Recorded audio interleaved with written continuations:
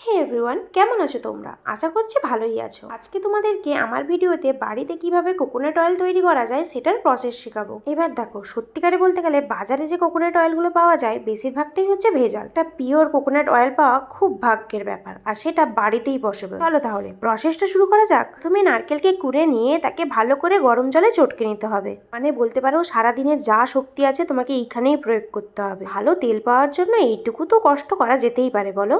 শোনো, একটা মেন কথা, গরম জলটাকে এমনভাবে দেবে যাতে নারকেলের উপরে জলটা না চলে আসে। মানে নারকেলটা হাফ মতো ডুবে থাকবে জলে, এইরকমভাবেই গরম জলটা দেবে। তারপরে নারকেলটা ভালোভাবে চটকে নেওয়ার পর দেখো এখানে নারকেলটা চিপড়ে নেওয়া হচ্ছে, মানে নারকেল থেকে এই দুধটা আলাদা করে দেওয়া হচ্ছে। আমাদেরকে তেল বের করতে হবে এই দুধ থেকেই, মানে নারকেলটা চিপড়ে নেওয়ার পর যে জলটা, ওইখান থেকেই মেন তেলটা বেরোয়। জল দিয়ে বেশি নারকেল দুধ বের করলে যে বেশি তেল হবে, এই ধারণাটা হচ্ছে সম্পূর্ণ ভুল ধারণা। দুধ যত ঘন হবে আর যত মোটা হবে তেল তত ভালো হবে আর বেশি বেরোবে। এখানে আমার কোনো কন্ট্রিবিউশন নেই, শুধু আমি ভিডিওটাই করছি ব্যাস। মানে প্রসেসটা আমি সবই জানি, কিন্তু আমি নিজে কোনোদিনও এই কাজটা করিনি। নারকেলটা চিপড়ানোর পর দেখবে এর মধ্যে না বড় বড় অনেক নারকেলের টুকরো থেকে যায়, যেটাকে ভালোভাবে চটকানো সম্ভব নয়। তাই জন্য এখানে আমরা বড় বড় নারকেলের টুকরোগুলোকে ভালো করে বেছে নিচ্ছি। চিপড়ানো নারকেলকে আরো ভালোভাবে চটকে নিয়ে তার মধ্যে সামান্য একটু জল দিয়ে আমরা এর দুধটা বের করে নেব। এখানে কিন্তু অল্পই জল দিতে হবে, বেশি জল দেবে না, মানে সামান্য একটু জল দেবে।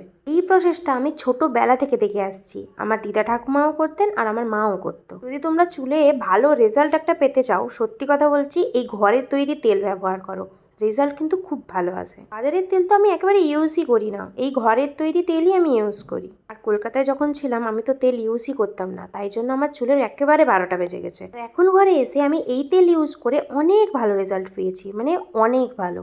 এরপরে দেখো একটা ছাঁকনি নিয়ে আমরা এখানে দুধটা ছেঁকে নিই। এরপরে ওই যে বড় বড় নারকেলের টুকরোগুলোকে এখানে শিলনোড়া দিয়ে আমি বেটে নেব। সরি, আমি বাটছি না, মনি বাটছে।